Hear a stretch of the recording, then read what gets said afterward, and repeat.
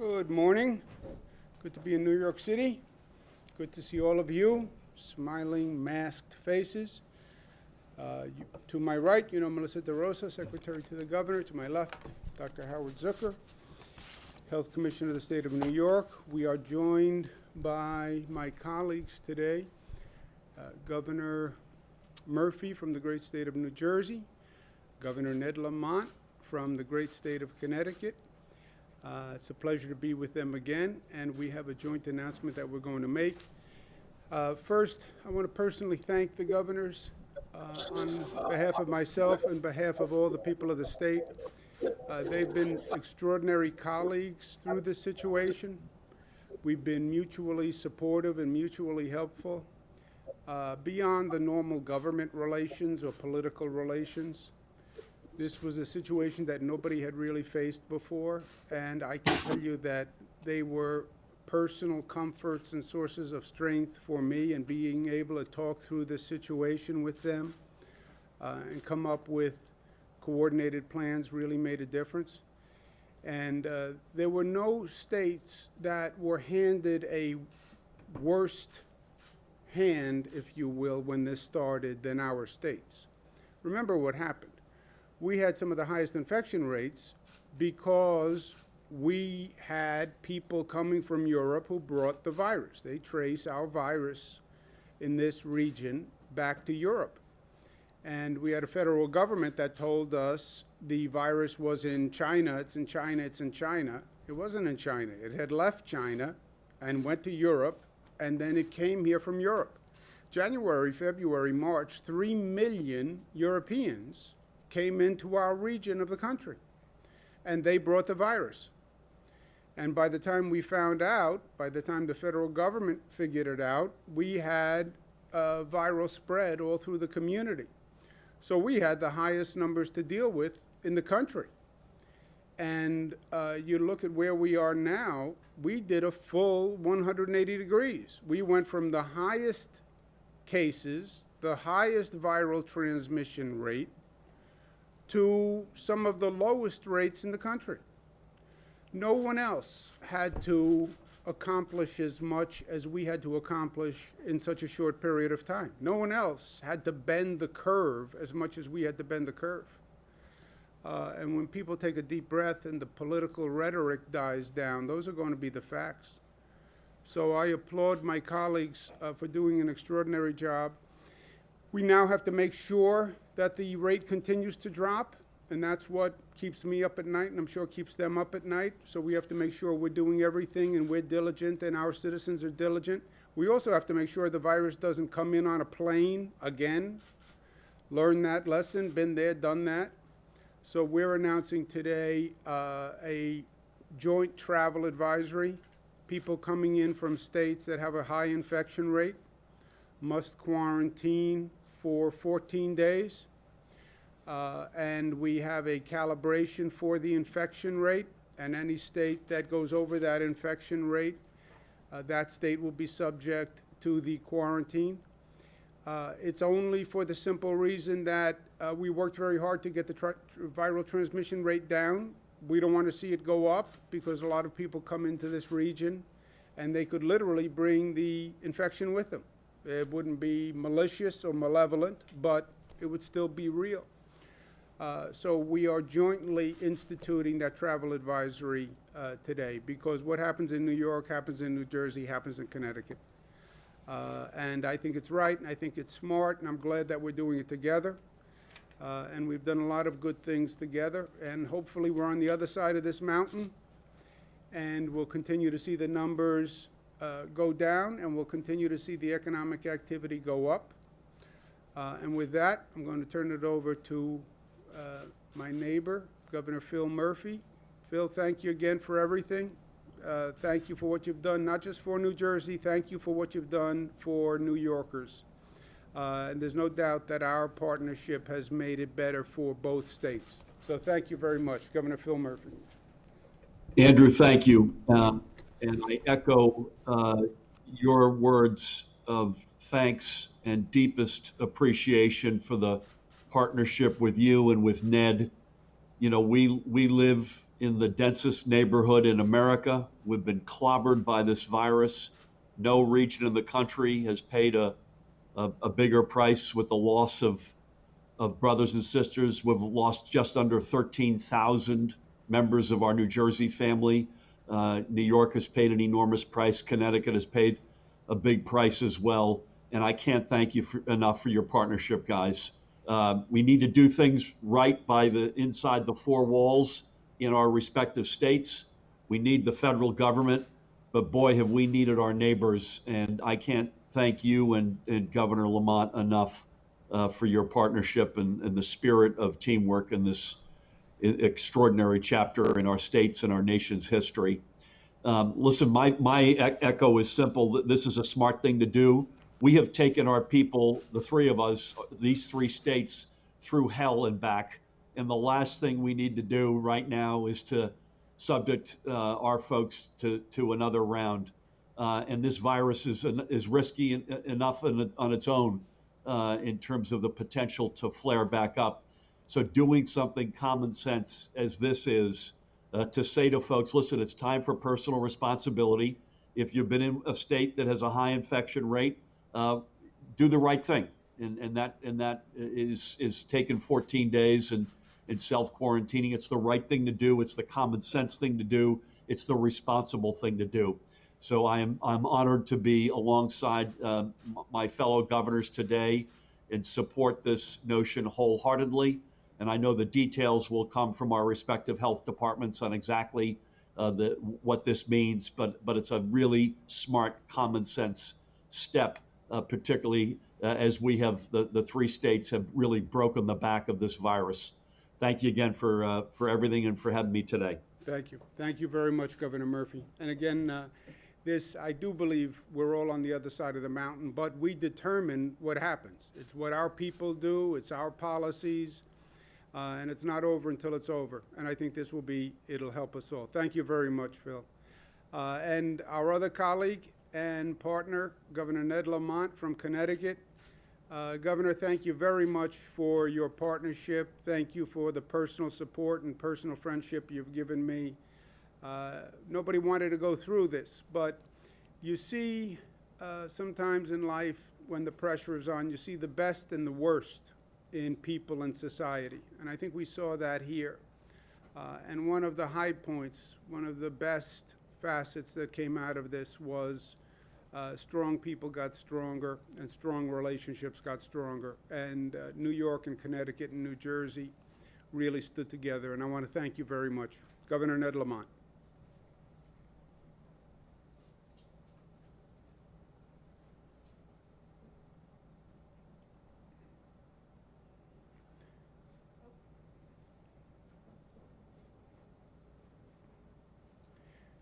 Technical glitch. Can we get Governor Lamont back?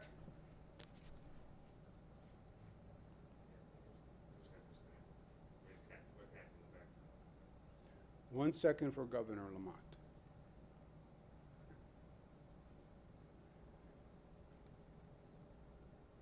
Let me give you some details. Oh, here he is. On a jet airplane, but it's not going to leave on a jet airplane. It only goes by working together with New York, New Jersey, and the other states in our region to make sure that we maintain the protocols, the social distancing, the masks, everything we have done successfully over the last few months to bring our positivity rate to less than 3%. And I got to say, I'm blessed to have you guys as fellow governors, as well as Rhode Island and Massachusetts. The Northeast region has taken this seriously, and that's allowed us as a region to power through and get our positivity rates very low. But we're not an island. And as we look around the rest of the country, you know, we have seen not just spikes, but we've seen real community spread, better than 10% positivity rate in a number of these states that we're talking about right now. And if it was limited to, you know, the nursing homes or the prisons or something containable, perhaps we would not be as concerned. But right now we're seeing, you know, places within some of these states where you have a positivity rate of 20, 30, 40%. In many cases, younger people, folks who travel 18 to 35, who are maybe not at risk themselves, but are highly infectious. So, working with Phil and Andrew over the last, week or two, we reluctantly came to the conclusion that this is what we've got to do to make sure that our region stays safe and our state stay safe as we make sure that we can safely get our businesses back and our schools back up and operating, this fall. And we'll be monitoring this carefully. We've got the quarantine in place. We'll be doing publicity and social media, reaching out to the travel agents, doing everything we can to tell people, if you come to Connecticut, you come to New York, you come to New Jersey, you come safely, and you follow the protocols, starting with the quarantine. Andrew, Phil, great being with you guys. Great. Governor Lamont, same here. Thank you very much. And hopefully we're on the other side and we stay on the other side. Governor, thank you very much. Ned, thank you. Okay. Let me give you a couple of more details on this. The infection rate formula will be 10 per 100,000 on a 7-day rolling average, or 10% of the total population positive on a 7-day rolling average. So any state that has an infection rate above that would require a 14-day quarantine. As of today, the states that are above that level are Alabama, Arkansas, Arizona, Florida, North Carolina, South Carolina, Washington, Utah, Texas. That's as of today. The states themselves can change as the infection rate changes. And we will update daily what states are above that infection rate. But as of today, those are the states that are above the infection rate. And again, it's just common sense. It's the spirit of community. If you're in a place that has a high infection rate, we understand that, and we'll help you any way we can. And we've been helpful in reaching out to every state across the nation. But we don't want to see the infection rate increase here after what we've gone through, and that's the 14-day quarantine. That is a uniform policy across the 3 states. Each state will be responsible for the enforcement of that policy within their state. Let me give you a couple of other facts as we're here on day 116. The number of hospitalizations is 1,071. That's the lowest level of hospitalizations we have seen since this nightmare began. And again, when I say we're on the other side of the mountain, sometimes I'm talking to myself. I'm often talking to myself, but this is the mountain I'm talking about. We're on the other side. We're on the decline. We just don't want to see us reverse, and we are at the lowest level we have been on hospitalization since this started. We paid a very dear price for it. Our tests, we did 58,000 tests yesterday, highest number of tests in the United States. Without the tests, you don't know where you are. We're at 1.1% positive. You can see the testing by region, and all the regions are constant since the reopening, including New York City, which we're watching very carefully. But we watch it on a day-to-day basis, and right now all the numbers look good. Within New York City, we look at the numbers by borough. We also look at the hot spots in the boroughs. We know that there are some zip codes that are much higher than other zip codes, so we also study those hotspot zip codes. The number of deaths is 17 today. This is right about where the lowest numbers have ever been. And again, that's more great news. And again, we don't want to see these numbers reverse. Number of lives lost on the 3-day average, again, is just about as low as it's ever been. So all the numbers are good. What we're doing works. Our approach has been vindicated, and the phased reopening by data works. I said from day one, I think these states and this theory of handling it politically, that people had a political theory of how to deal with a virus. You can't have a political theory on how to deal with a virus. You can't. It's a virus. It doesn't respond to political theory. It responds to science and data. So we're going ahead with our metrics and our phased reopening. 5 regions are set to enter phase 4 on Friday. Those are the 5 regions on the map. On phase 4, we have low-risk outdoor arts, low-risk indoor arts entertainment, museums, film and movie production, higher education, and professional sports. By the way, the spring training for the Yankees and the Mets starts July 1 in the great state of New York. I spoke with the Yankees and Mets organization today and confirmed that we are on track, and our health commission is going to be working with Major League Baseball on the protocols that are in place. Phase 4, we're going to increase the number of people who can be at a religious gathering from 25 to 33%. We'll also increase the number of people who can be in a social gathering from 25 people to 50 people. We are continuing to study malls, movie theaters, and gyms. There's new information that comes out on this virus every day, and anyone who thinks this is a static situation is wrong.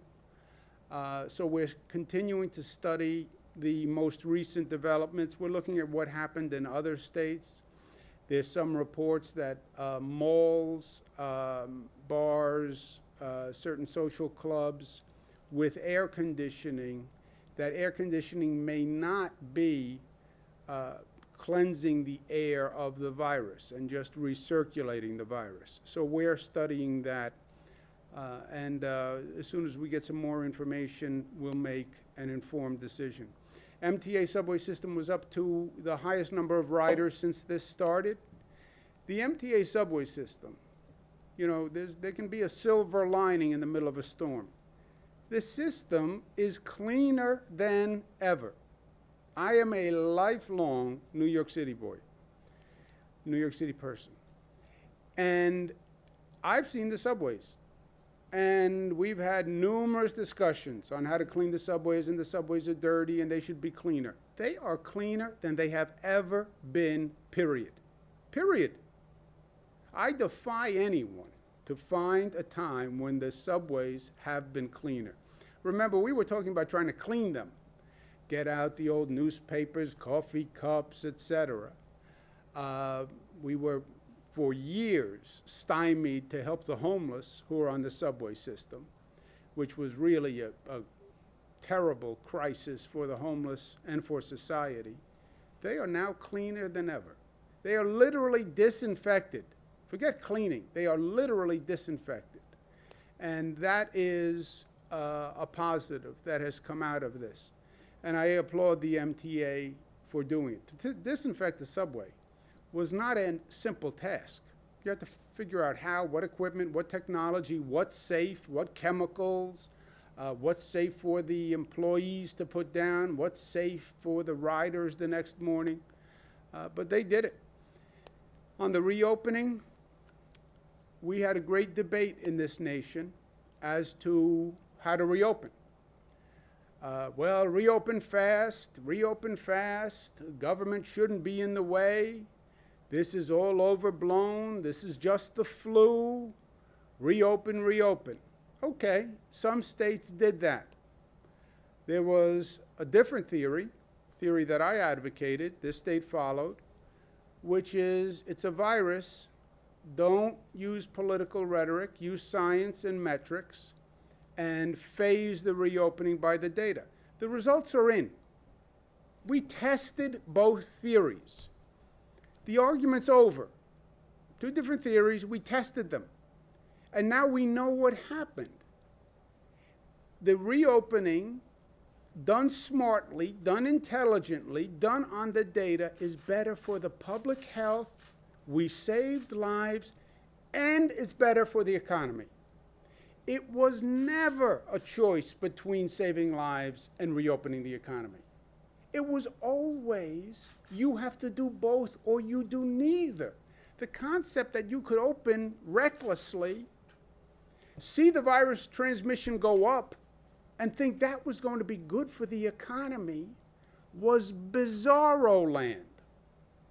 And you see that today, because you see states with an increasing viral spread. It's up to about 27 states.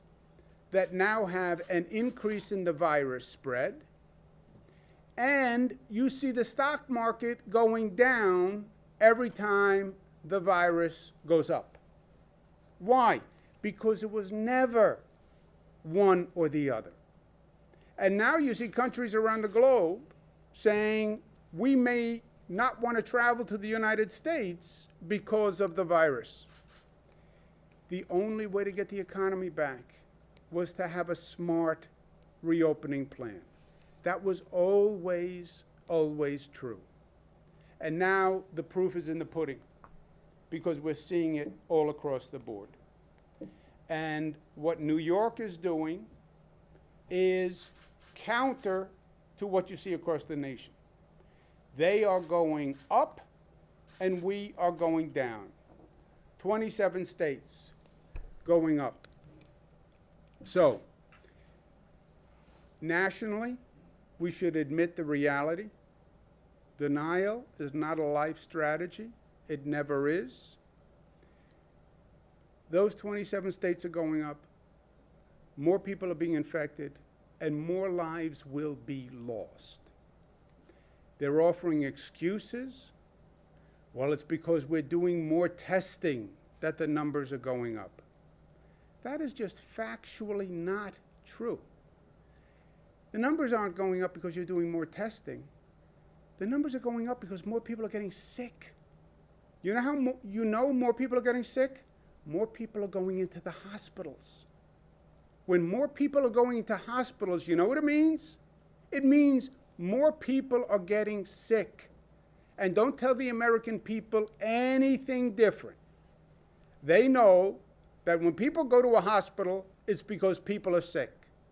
And you look at Arizona, you look at Texas, you look at all these states. You know what you see?